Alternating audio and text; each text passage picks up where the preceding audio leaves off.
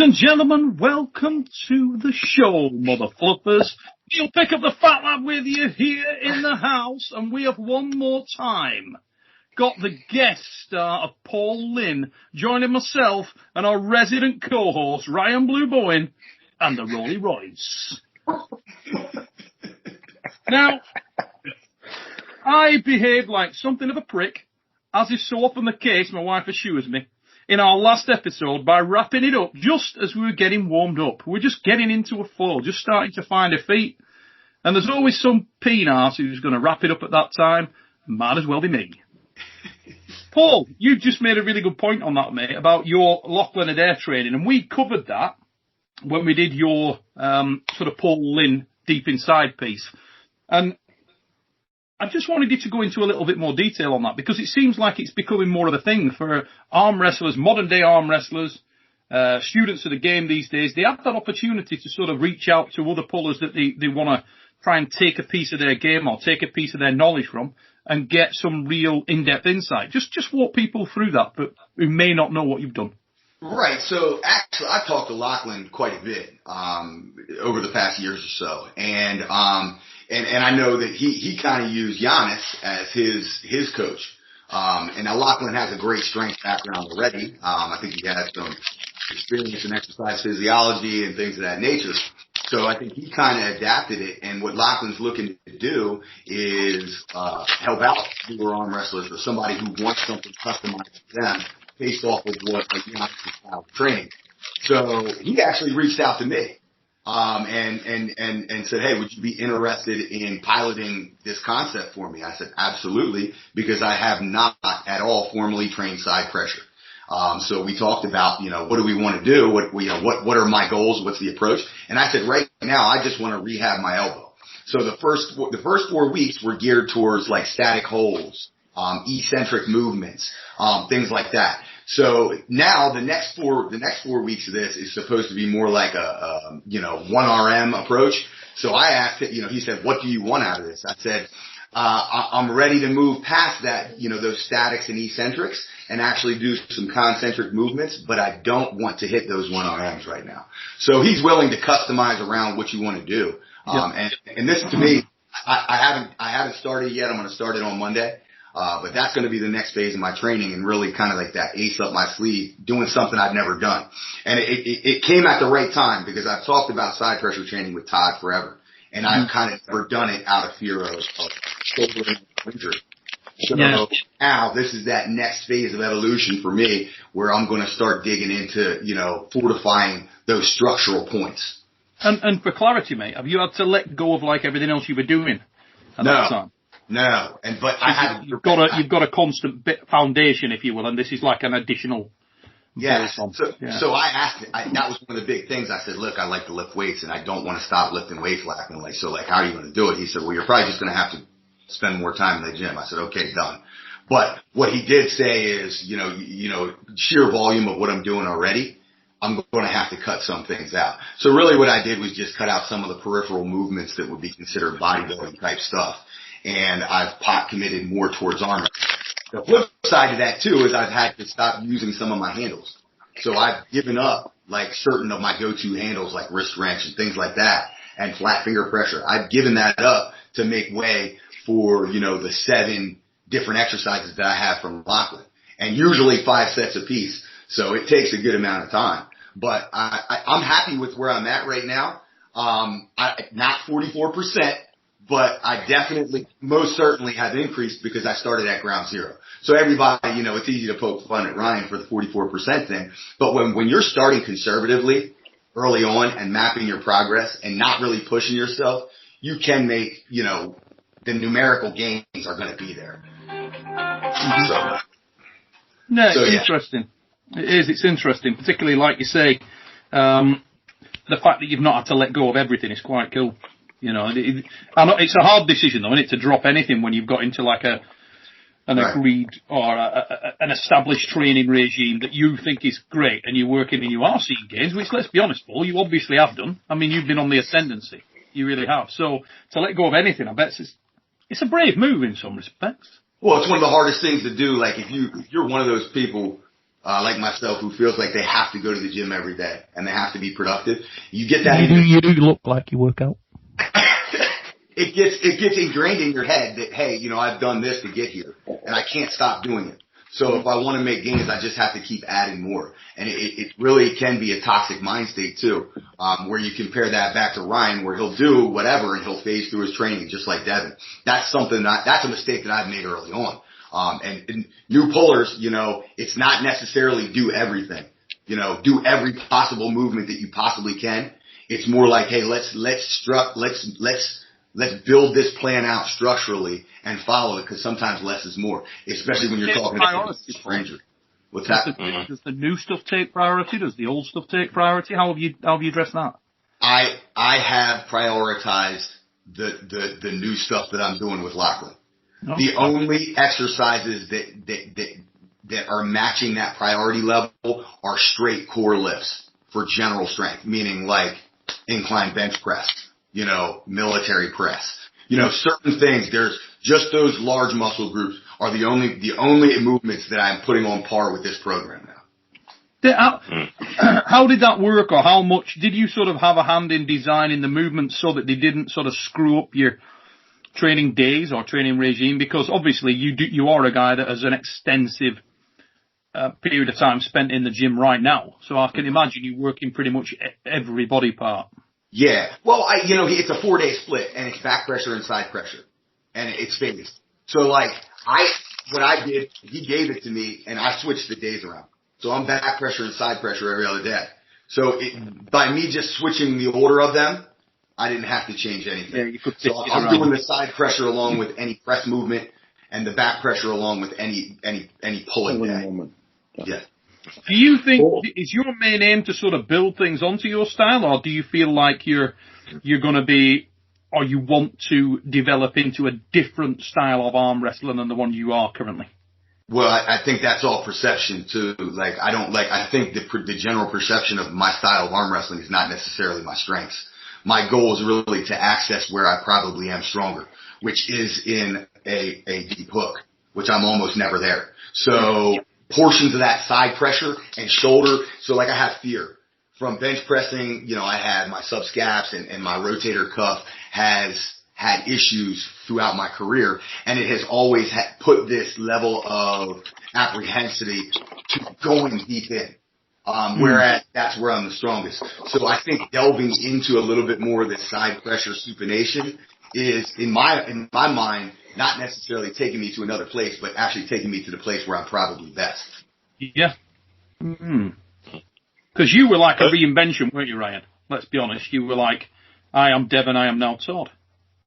And that was like, let's be honest, that's a pretty brave move, mate, because that's pretty, I'm not saying it's polar opposite, because Devon's got very strong joints and he can pull with structure, but nobody pulls with structure like Todd.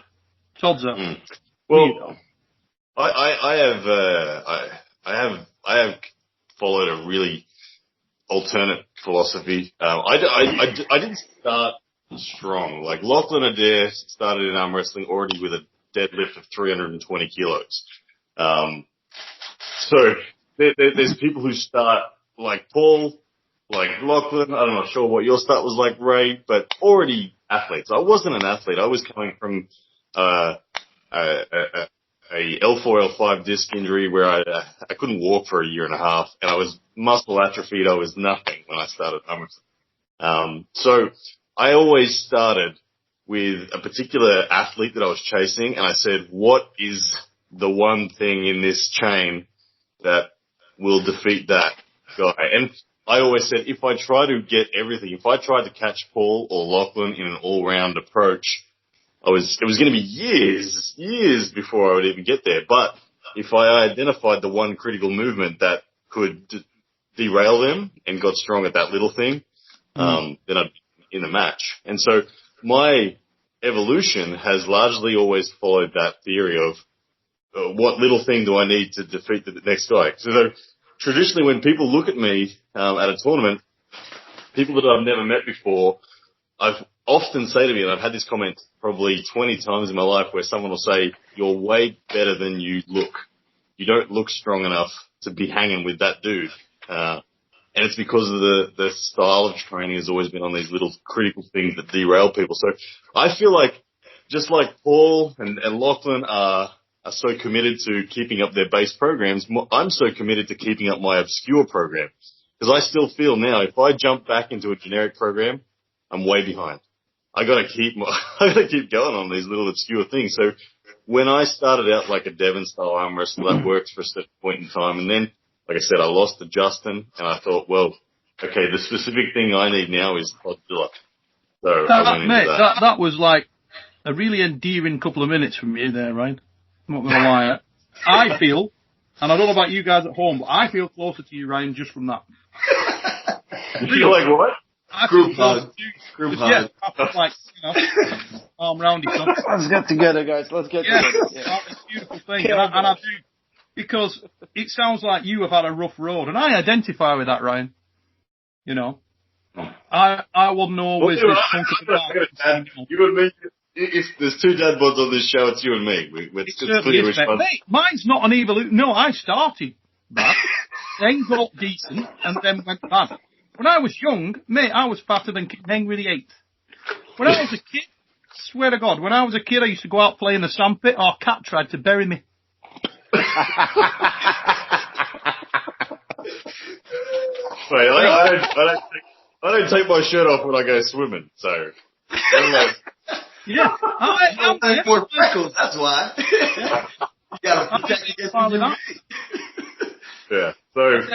The whole, you're stronger than you look. There's a number of pullers in arm wrestling that have got, I mean, you'd have to say Tom Holland's one of them. Kevin Bongard was a great example of that. Yeah. You looked at Kevin Bongard, you look at Tom Holland, you look at Jordan, for Christ's sake. Yeah. If you see Jordan walking down the street, you don't think he's going to be a top arm wrestler, do you, but? You know? Mindaugas. Yeah, Mindaugas. Yeah. So I really do feel that, broadly speaking, arm wrestlers are in those two categories. The guys that were rock strong, that just have solid bases, and the guys that don't have them, that had to figure out weird little shit to get into the match. So going full circle all the way back to last episode where we started off talking about John and why John was the most diverse. So you, obviously Neil and Ryan, you guys have the most interaction with John. But what would he say is the component that allowed him to be so dominant or so diverse? Is it something big or is it something small? Hand and wrist. We talked about it. He often said about hand and wrist, he said, I would give away 30% of arm strength for another 5% of hand and wrist. Right. So when you say hand and wrist, are we just talking wrist flexion? No, just the whole everything. The control of the angle, or in Ryan speak, the control of the vector. Because you can halve a man's power by controlling the lane. Right. Whether it be pronator, supinator, cupping, rising, whatever. If you make them, as Ryan was saying, if you derail their game, which the key to derailing their game is the hand and wrist. And John's so good at that. Back to Ryan's point of the small component game. So when you break the hand down, people so often say, oh, he's got a better hand than me. And they could be referring to several different planes of motion when they say he has a better hand. So when you break that hand down to those components, what John said is the most important component. From let's say flexion, supination, pronation, rise. When I've asked John that, he said wrist flexion. Flexion. Okay. Because it applies to more opposing movement, if you will. More people are trying to gain that as their start point. 90% of arm wrestlers aren't complicated to arm wrestle against. You pretty much know where they're coming from. And also, if you've watched them or you've got any prior knowledge of them, most guys, you've a pretty good idea where they're going to go. You've a good idea from the grip, from the start of the match where they're going to go. But if you haven't got that, and it's somebody who's really good at concealment and they go up there and give you nothing on the setup, if you've watched their matches, you're like, yeah, he's going to go there. And that flexion derails most people. Yeah. I think Devin Larratt, in 2014, when he came out to Australia and gave a seminar, I think he was in a season where he really believed wrist flexion was what he needed at the time. This is 2014. And he said, and I'll quote Devin, as I've almost convinced myself that 99.9% of matches are determined by who's got the stronger wrist flexion at the end of the day. And in a lot of senses that is true. There's obviously so much more to the sport, but when a match stops anywhere, often the most rewarding thing you can do is get 1 degree deeper cup. And then all of a sudden it feels, there we go, I've got access to my side again, or whatever. So, yeah, right now, given my injury, cup is like a huge focus for me. So I'm excited about wrist flexion right now. It's massive. Massive. There's no doubt about it. It's massive. If you've got exceptional wrist flexion, you're beating most men. You know, who are close. Yeah. If somebody's just too frigging strong, if they're just a mile away, you know, they're a mile away.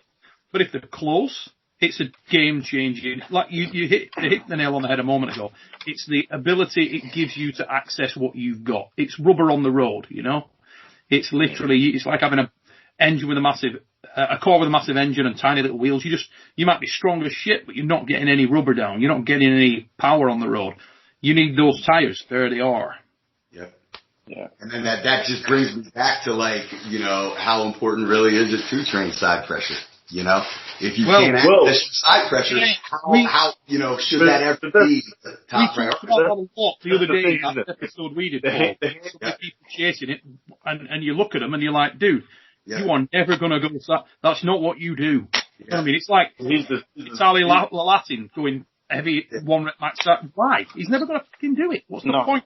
Doesn't need it. No. Doesn't need it. You know, you've got to think you need to condition it so it will be stable, so it's there, you can rely on it. I can change my perspective on side pressure because we've done it so much here, especially with Giannis. And I'm like, at the point when I stop doing it too much, like 2 times a week, it's getting better. It's better. I can access much more in a match everywhere, Yeah. If you've got enough to stabilize the center arc, you're good. Yeah, because sorry, real quick. Sure. Like the side pressure, it comes right here from medial. Like all the flexor muscles are right here. So if you're doing like a lot of cupping, a lot of everything, and then you're doing this, and then you arm wrestling where it's all put together. You're doing like 3 things on the same thing, and it's very easy to get injured. Like someone will have tendons of steel, like Ryan has, but most will not. Like I cannot lift it. Like sometimes when I do heavy side pressure, I feel fine, but then I arm wrestle, then I do some wrist, and I'm like, man, what's the point? I took that away, got better. So. Here's the thing for me on side pressure. There is side pressure with back pressure already engaged.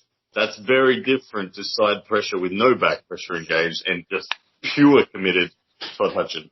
Because Todd Hutchins had great success against John Brzenk early days because he bypassed John's hand. He made John's hand irrelevant because he just slammed past it. But he was activating a lot of back pressure. Your arm will open up. It's like, I think back pressure together with side pressure is so overlooked.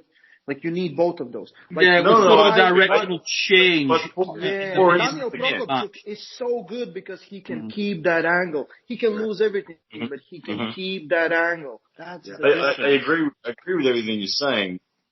But for instance, if I'm coming up against an opponent that I'm convinced has a superior hand to me, if I try to engage back pressure, it's actually detrimental to my chances to winning.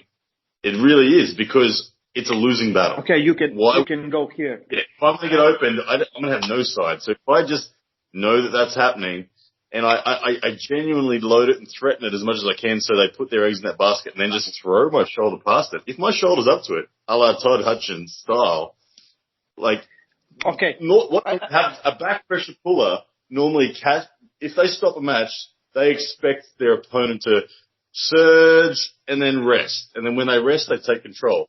Todd Hutchins is proof that side pressure, when it's fully supinated and your hand's not involved, you can actually lean on it for a long time.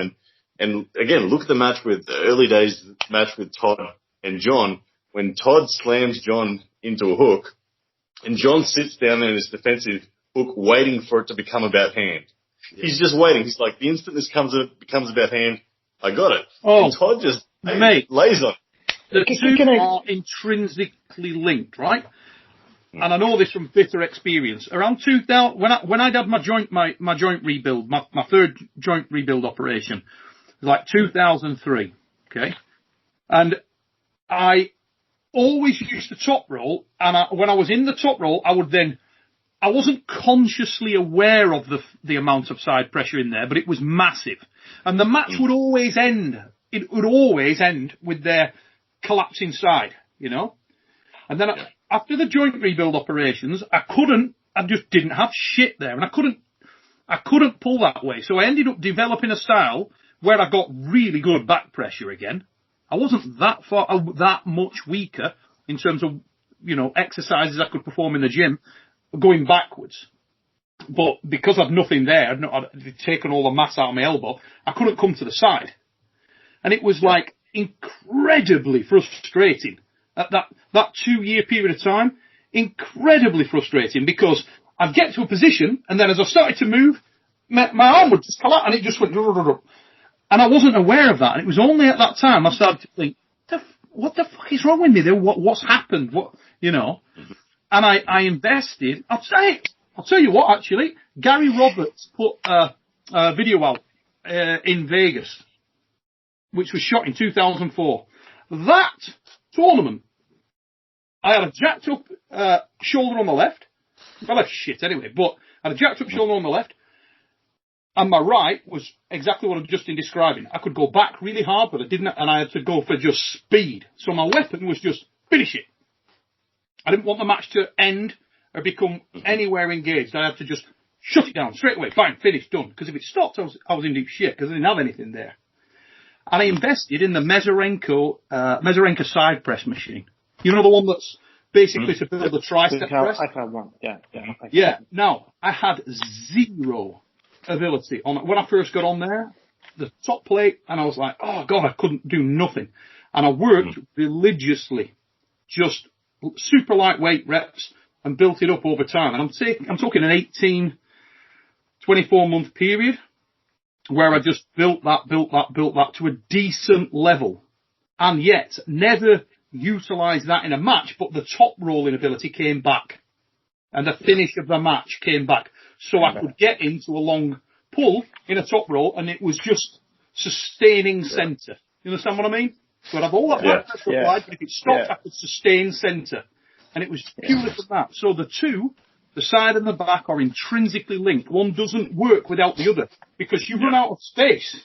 You're performing an arc. Whichever way you look at it, the arc changes direction, but it's an arc. And if you can't conclude the arc, you just go backwards, you're gone. I do firmly recall when I was early years and I had pain on the inner elbow, when I would get hand control and go to finish, I would often get flare up in there and go, oh man, my side pressure's hurting, even when I'm taking the risk. You're straightening your arm after the match and you can feel that burn. Yeah. And if you took someone's wrist and they slipped under you, you'd get this twang in the inside of your elbow going, Jesus, okay. So I agree. I think the point I was trying to say was more so just that, for me anyway, as that guy who's trying to derail people, because I feel like I'm normally balanced with guys that are fundamentally stronger than me. For me then, side pressure is just one of those tools that if a raw version of side pressure is the thing that I've identified as their Achilles heel, then I'll use it raw. I won't add anything else to it, if that's the one. And like I said, Gunter's Bykovs, or anyone that's a low hand top roller, you can get them in the strap and just punch them outside and turn their wrist from here to there all of a sudden, without them realizing. Raw side is a great way of doing that. So, some guys that are really good at things like, sorry, go Ray. Can I get something, because I will forget everything. You get the new guy coming to the practice, and usually they are like, he never arm wrestled before. They're super dangerous. Like the first time they're on table, before they get tendon pains, everything, they're super dangerous, like the classic side pressure movement, because they don't know what they're doing, you know? And it is kind of like, you understand, from watching arm wrestling, you see guys are doing this, so okay, so it's like this. So they're very dangerous there. Then you teach them to arm wrestle, and all that danger goes away because they are not accessing that part of the arm. So I think with Todd was just like, he's like, I did this and it worked and I didn't get injured. So he kept doing it, got better. Doesn't matter what kind of style you do constantly, you will get better. You can pull without the wrist. You can go straight to the pad. You can pull, doesn't matter. You will get good at it if you continuously do that and not get injured. So, like, when we talk about, like, side pressure, my idea is you need to condition your elbow, like Neil said, so it can do the things that you want to do, It shouldn't, like, be this, like, the style that, the training style that Ryan chose and the style that he showed on table was completely different things. That's my opinion. Like, when we talked about after this, will you get back? Yeah, you should get back, but maybe not to that 67 because, like, no. Like, when will you have a match when no one is pulling your arm away and you can just push right in the center? When you're drained, like it's 2 minutes, you're sitting on top and then you can do this. This is usually like, desperation move when you go this, or you teach yourself how to do it efficiently. So that's my idea of why we need side pressure. It helps with everything. I don't know, guys, if you saw my match like 2 weeks ago. I had the left arm super match. My left arm is still not good, and I have no center. And it's exactly what Neil been talking about. Like, I have no this, and I have to work around it to beat the match, and it was a crazy match. But, we need side pressure, but not as much as we really think we need it. No. It comes if you look at any guy like Oleg Petrenko, great example. If you look at him and Zloty, he's like, everyone like side pressure. Yeah, but he was lifting guys up with the back. Yeah, he's already taken everything away. Exactly that. It was already over.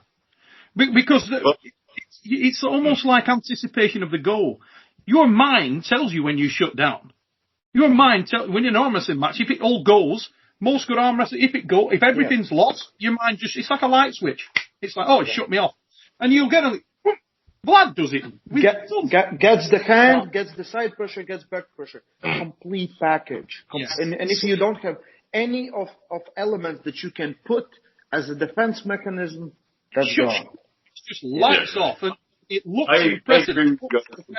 I agree with you guys completely. When I teach a kid, when I teach a new guy at the club how to arm wrestle, I say cup, drag, and lean. Finish. Cup, drag, and lean. That's just that is where I want you to start. No pushing, just cup, drag, lean.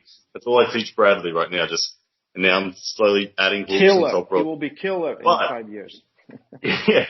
When the raw side pressure I talk about is when it's you're against a balanced opponent where an emphasis on that raw side pressure can be something that derails. Yes, always. You won't even be in the conversation with that person unless you have enough fundamental back pressure.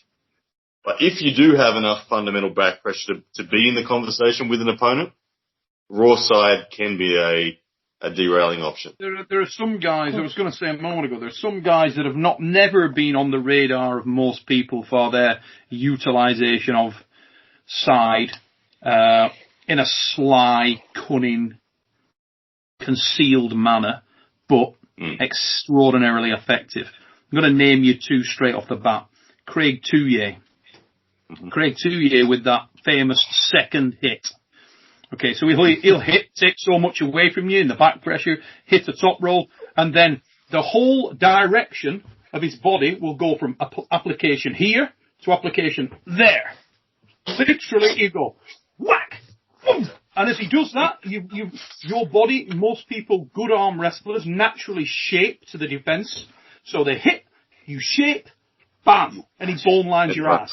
Yes. And it looks so impressive and feels so horrific. And if you have 3 shots at it, he'll not get you with it 3 times, but he'll get your ass with it once. I can guarantee you that. And the other guy that was amazing at that is Svetan Gashevsky. He was incredible at that. He'd start to apply pressure in a certain way. You'd feel his fundamentals start to give way. His hand would start to give, his wrist would start to drop, and then he'd just do this booming 2-inch movement. And I'm talking a little movement. We're not talking about excessive pressure. He's not throwing his shoulder to the pad. He's moved a small distance, blisteringly quickly, off the bone line. And as I said a moment ago, a very advanced arm wrestler goes to amend their position. They go to start the counter. And in that fractional period of time that it takes to start that amendment, you're gone. He'll return to where he originally was. He's regained it, and he'll finish it. And you never get a second shot. And I saw him do that. He did it to my ass. I saw him do it so many times. When I finally got to beating Svetan, it was because I knew that was coming. You had to anticipate the fact that you knew. I studied so much footage on him, you knew it was coming. And once I took a pin off him, and he actually, as I walked away, it was like winning a gold medal at the World Championships, because he just went, very smart. As I walked away. And that was his way of saying, yeah, you read it, you knew it was coming, you know. And he was like my idol. And it's a nice thing that somebody, they acknowledge the fact that you were watching and paying so much attention. But Svetan did that with guys like Andreas Rundstrom, and Andreas, when he walked away from the table, came up and said, that's the weirdest, where the did that come from? Right. Didn't expect that at all. It was just a weird directional change. But he built it into his arsenal. He just weaponized it. He weaponized the use of directional change. And he could do it, this is the amazing bit, he could do it both ways. So he'd move quickly, he'd reverse 2 inches quickly, and you'd fall into a trap. You'd go to adjust your hand, and as you did, bam, gone. Awesome. Love that. Svetan, he was such a great, inside arm wrestler. And if you watch arm wrestling now, you're like, oh, his top roll is so amazing, because his elbow is injured and he has no side pressure. So he has, the hand, the pronation always holds. If you get Svetan on you go to World Championships, you get Svetan, how old he is now? Close to 50s or over 40s? I would say he's going to be similar to me, late 40s. Yeah. So he's you get him and you're like, man, that's a long day. You can watch the matches. He competed 75 kilo class in Europeans, amazing, in worlds, amazing. You know it's gonna be a war. I'm gonna do a story on him very, very soon. Svetan Gashevsky, in terms of arm wrestling prowess, as good as it gets. Yeah. Absolutely as good as it gets. Drawing that back to the training perspective. And prioritization, I think it becomes tricky because we're talking about a lot of static strength, right? When we're talking about protecting against counters, and not leaving something open when things become redirected.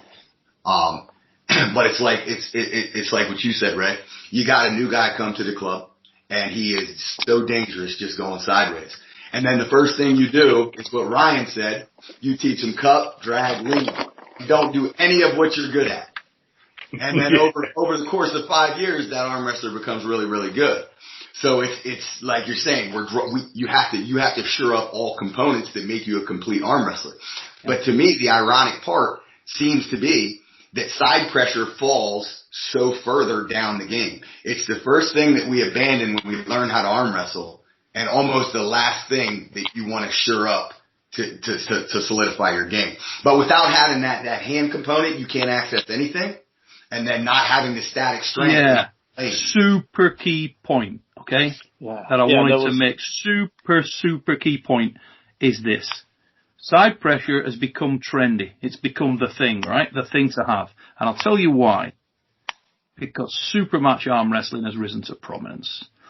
Because side pressure, particularly side pressure without the utilization of a fundamental, so you've lost your wrist and hand, in a big tournament, isn't worth shit. Yeah, you're done. Because you might get past that Turk in round 1, you might get past that Russian in round 2, but if you do, Kazakhstan will beat your ass in round 3. There is no doubt about it. Because the retention of the fundamental orthodox arm wrestling, that is what you want. That orthodox arm wrestling is everything in a main draw high level tournament. Super match, different. Super match, it's almost like you can afford to take battle scars. You can afford to fight a fucking chimpanzee in a dustbin. You're going to get hurt, you're going to get busted up, but the other guy's going to get busted up too. Yep. And that's it. It's who comes out. It's how much abuse can you take. And that's pretty much what it comes down to. So styles and technical nuance has evolved in the same way that formats of arm wrestling have evolved, in my opinion. They really have. You know, you mentioned the word evolved there. Just triggered a memory of mine. Probably a year ago. Mate. Man. How you doing, brother? You're okay? Now listen, get out of here and close the door, please. Go, go. Come on, go ahead.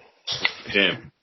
Yeah, so when I was at John's, I'm not sure if it was the last time I was at John's or the time before, but we were talking about the evolution of the styles of pulling. And we were talking a lot about Devon's evolution towards dragging and King's moving and pronation and clamping. And John was like, you know, I think it's a mistake. I don't think it's the right evolution. He was saying, I don't think it's the strongest version of arm wrestling. And he's like, whoever bucks that trend and focuses on wrist flexion based arm wrestling is going to rise to the top of it. So fascinated. I don't know, will he be right or not, but I don't know. That's the perspective of the GOAT. I loved hearing it too. It has made me go, okay, yeah, get that cup going. All right, Lachlan, I'm done with the program. I'm done with it. I believe 100%, like, the strongest guys I know, like, the strongest guys that can dominate most guys will have the strongest, like, the hand. Like, that is the key. If you take that away, you know, everyone kind of is the same. But if you lack your hand, cup, whatever, doesn't matter. That's the main part. You know, you go to Worlds or European, doesn't matter, and you have some Georgian comes up.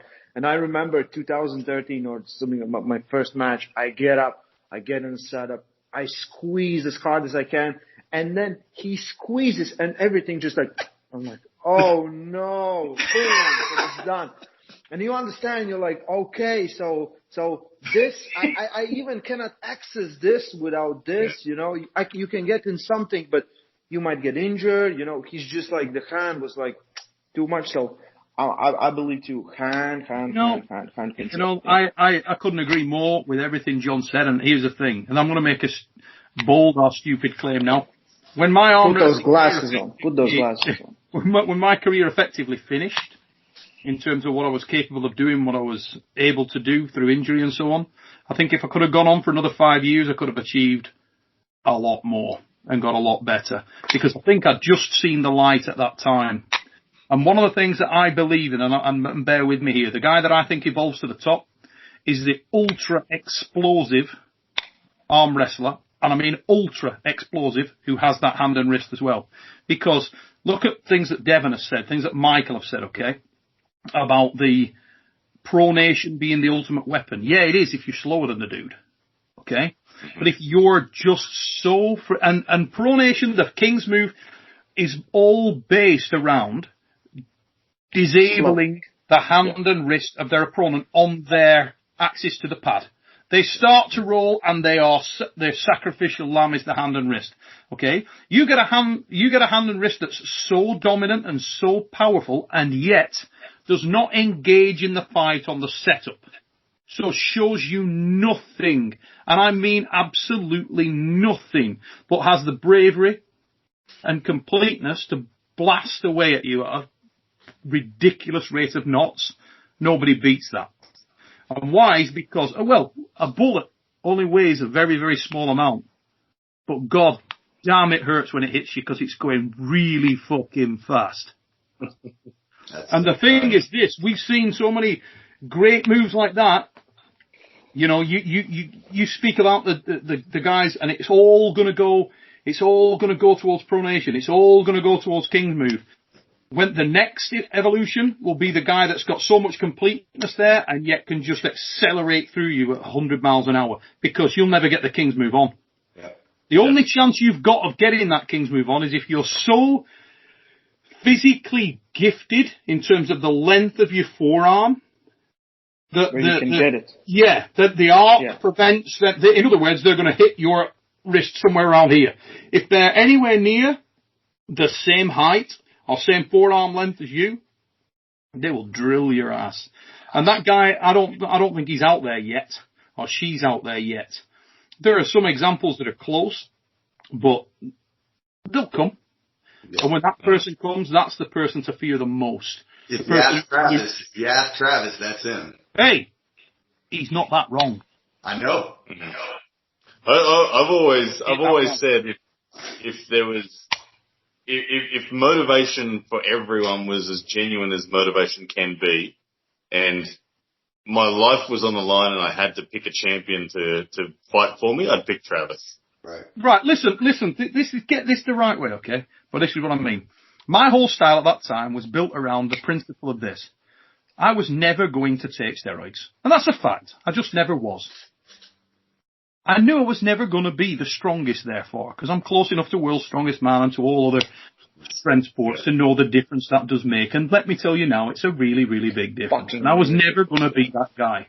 So I was developing a style that allowed you to go through guys at such a rate and not so cleanly. It was like being able to land the knockout punch 99% of the time you threw it. So it's like I could see that little area, that's where I got a hit, bang, and I'd land it and slept people. And that is ultra effective. If your accuracy is above all else, it still makes you hard to beat. Mm-hmm. So the less I arm wrestle, that's why I'm so shite now, because the less I arm wrestle, the less accurate I have become. And my whole style was based around accuracy, being able to hit that little inch from anywhere. On that, I could adjust and bang, hit it, and it's gone. You take people away. How much more of that is? Well, if you've got a guy that, like you say, I'm not going to name names, but other people with a similar style and they take steroids and they are stronger, really friggin' effective. So, if you get a guy that's that naturally strong and is also doing whatever they need to do to win, very difficult guy to beat. Very, very difficult guy to beat. Might piss you off that they're that difficult to beat because you may not like that character, you may not like that individual, but they are hard to beat. Right. How much of that explosivity could be tied up more in the idea of timing rather than actual explosion? Like when you're talking about hitting the exact mark, I think hitting the exact mark, adding an aiming point to just flat out speed really puts you towards that. All right, I have to have the timing rather than, because I think anybody can generate explosivity, but what you're saying about is hitting the exact point with that timing is what separates everything. Timing is more important for the less physically endowed person. Okay. In other words, if you're shorter forearm, if your hand is smaller than your opponent, timing is of critical importance and so is the setup. It becomes less important, as does accuracy, if you are the guy with the advantage in those areas, because it's hard to miss then. The reason why that's so important is because the strong man, the guy who's strong, the guy who's alpha male, okay, the guy who's going to go in there and try and bully you, try and beat you up. I used to love it when you fought guys and they were angry. Because they'd come swinging, try and tear your head off. Easy to beat. Easy to beat. The guy that's not emotional, that comes in there and he's 100% focused and unswayable, that's a man to fear. Right. Same with arm wrestling. They come in, you set up, they try to dominate you, they try to bully you. If you've got the physical advantages, either parity or slightly better than them, you don't even be that accurate. I'd let people go. Literally, I'd let them take, it's okay, ref, let him go that way, let him go that way. And they go and they think, I got you, bam, gone. And then they get all pissed off with the referee because they were flashed before they knew what the fuck happened. It's hard to do that. I've had that happen so many times. Let me tell you, so many times. People are like, no, I got cheated. No, you didn't. You got whacked. Now, the thing is, they would try and bully you. They'd try and dominate you because they knew they were stronger than you. Mm-hmm. They knew they were stronger than you. That's what. When Lachlan and I had our super match, casual training super match a few months ago, that was the lesson I was trying to show Lachlan as well, because Lachlan is typically stronger than everyone that he grips, unless he goes international. In Australia, he's just too strong, and he hasn't developed that feel yet. I think if when someone with power has the feel, holy shit. And that's Travis. Travis is that. Travis has that feel. If Devon Larratt was ultra explosive, he'd be friggin' invincible. Yep. If that guy was really, really, I've had run-ins with Devon. I love Devon. I want him to succeed. But I've had run-ins with Devon and saying the only downside, the only issue that you have is your entire arm wrestling career, because of who you're surrounded by and because of your level, has been spent on the counter. Mm-hmm. Has been spent defense. Yeah. If you had ever been, and I don't think he can. I think explosivity, if you watch how Devon moves, you can see it in his movement. You can see other guys. If you watch how Vlad moves, he's explosive, short, just, everything's fast twitch. Devon's not a fast twitch guy. He's got every other box ticked. If that guy, if particularly that man, had been fast twitch, he'd be friggin' invincible. He's as strong as he needs to be. He's got as much range as he needs to have. He's got everything. Just needs that explosivity. If he ever got explosive, God. Devon and Travis are like fundamental opposites. Yeah. If Travis... And the way they train is the same way. Like, Devon will train constantly here, fighting with a low hand and pronator activated, holding off with his hand. Travis will not even train that way. Won't even engage there. The minute you get Travis off center, he just restarts. Yes. He refuses to train a losing position because he refuses to fight there. And it's funny listening to the paradoxes, because I mean, I've got the whole training regime and I've got the rundown from Travis and from Devon, and it's so polar opposite. But the beauty of it just shows how you can be on either end of the spectrum and still be dominant. Well, it's like going into battle, okay? It's like going into battle, and one of you've got friggin' every weapon known to man. You got an axe in your friggin' back, you got a knife strapped to your forearm, you got everything for every eventuality. And the other motherfucker's got one gun and one bullet. But if that bullet hits, he will blow your head off. Yeah. It doesn't matter. If he hits, you're fucking dead. Yeah. And the thing is, it's that simple. It doesn't matter how many weapons you took into the fight. If he hits you, you die. And Travis got to a situation where he hit most things. And that's you pick your poison, you pick your weapon. But the man or the woman will come who has all of those boxes ticked. They will come. Well, John is that man so far in history. And if you look at the way Devon trains, the way Travis trains on the table with guys, Devon and Travis are all stronger than most of the guys they're training with, and yet they find balance in different ways. The way John finds balance with me, for instance, when I've trained with him, is he will deliberately not use maybe 3 of the fundamentals, and he will just pick one fundamental, and he will try to control center with one basic fundamental, and he'll work his ass off. I'm using all 4 fundamentals going hard. He'll use one. So he will use 1 or 1.5 or 2 or 2.5, depending on who his training opponent is. But he won't go super defensive. He'll try to. It's center. Yeah. Imagine if Travis makes most sense to me. You know imagine if Travis hadn't been lazy, Paul. Imagine if Travis hadn't been lazy and Travis had trained all of those other disparate elements that go to make up the top man. Who would beat him? Right. Yeah. Really? Well, the real question is that, when you talk about Travis, you're not talking about a guy with a mega big hand. So, is it something that maybe Travis was genetically not engineered to be able to be that balanced regardless of training? Because I know in his mind, the way he rationalizes his approach to arm wrestling, it is like, let me do as little as I possibly can to be as strong as I possibly can in 1 or 2 planes. And that to him is how he's being most efficient. Yeah, because it's a great way of approaching it. Because it's a battle of attrition, and he takes little damage, he gets the job done. Giannis Samalins is not dissimilar to that in terms of what he actually does at an arm wrestling table. The difference is with Giannis that he isn't physically gifted. He's like relatively small. He's a 75 kilo man. There's a distinct ceiling to what you can achieve. Svetlana Gashevsky, the same. Engin Terzi, the same.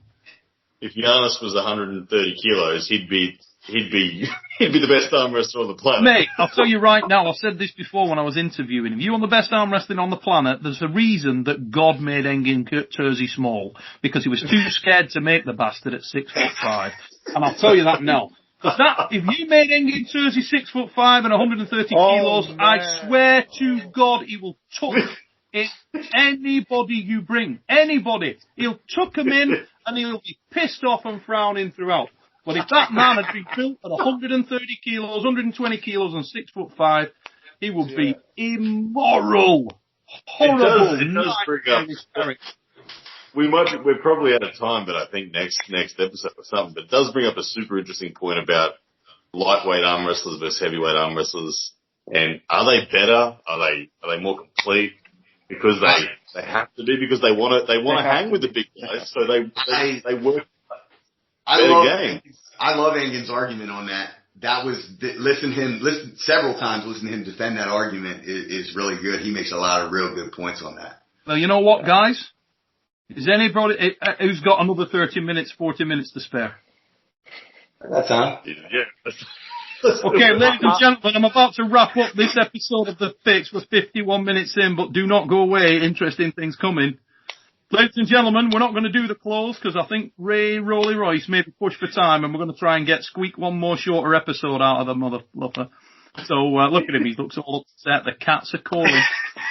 No, I'm at the gym. I'm at the gym. I need to train. Well, that's it. You see, if you want to look as good in a tank top, my biceps are getting flat. You know. Come on, Ray. You got all day, man. You wake up at 10. Ladies and gents, thanks for tuning in. This episode of The Fix. We will see you next time. Until that.